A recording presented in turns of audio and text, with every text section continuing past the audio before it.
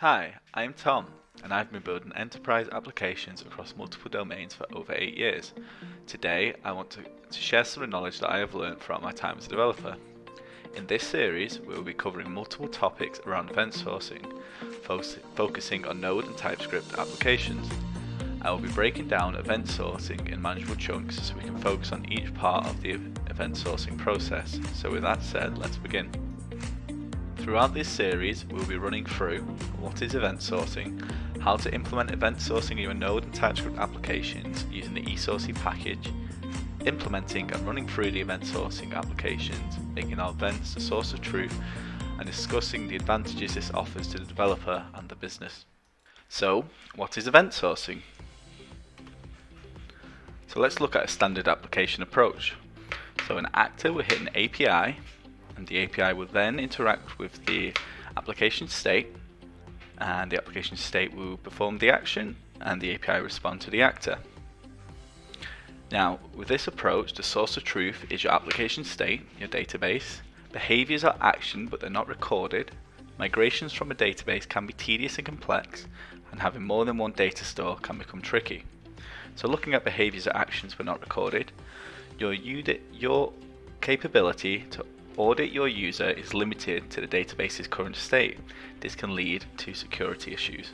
For example, if Dodgy Dave did a interaction with your API and changed your state, the only thing you'd really have is any logging that you had across the current state, and that's about it. Whereas if you had an event sourced application, you're able to roll back that transaction, that event which occurred. You're able to see what event did occur to put your database in its new state and potentially who did it. Okay, so the next one, behaviors from a database can be tedious and complex. So controlling how state A will look in database B usually requires manual intervention. So if you wanted to migrate from database A to database E, you usually need to write a manual script to migrate, and potentially have downtime if you need to stop your application from talking to database A while you're doing your migration to database B.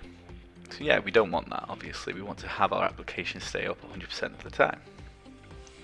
Having more than one data store can also become tricky. So if you have, for example, Elasticsearch, a MongoDB, and a Memcache, and you want to keep all those databases up to date, you'd have to write multiple queries within one call, and then how those queries behave means you have to update in multiple places, and it becomes very complex and convoluted.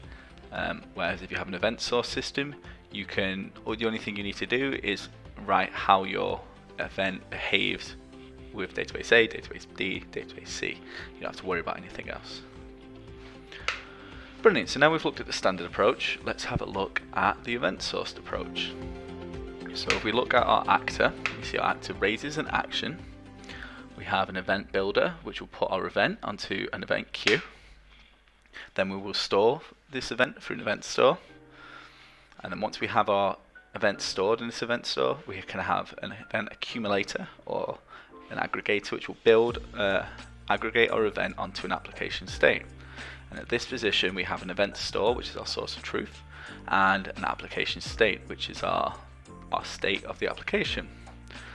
Then we have our read interface where we read from the application state and we can respond with data, or we can just store our events to the application state and respond saying yes, we've done that now, we're done. So with this approach, your source of truth is now shifted from your application state to your event store. Behaviors and state are both recorded, so you're recording how your actor behaves within your system. State can be brought back up from events, so if your application state goes down, you're able to bring the state back up from your events. And this gives the possibility of migrating database providers with ease, so S3, MongoDB, however you want. And you can also have multiple data stores running at once, so this means you can have, for example, Elasticsearch running, which will help you do your text-based queries much quicker instead of doing them on something like MongoDB. So on multiple data stores, so once we have our event store, we're able to make multiple accumulators, aggregators, to build different data stores.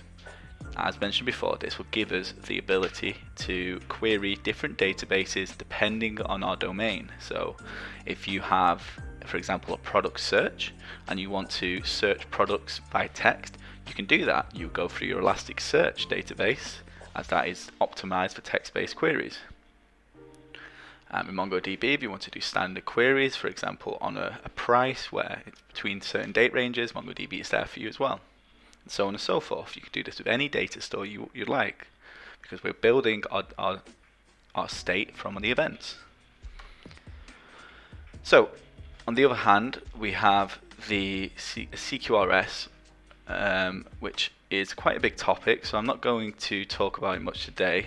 And it's worth a video on its own. It has many complex things that we need to consider before we really approach this topic. But now I just want to say that CQRS and event sourcing go hand in hand. So hopefully now you've realized event sourcing is awesome, and it's a really nice way to build your applications in a secure way, especially for enterprise systems.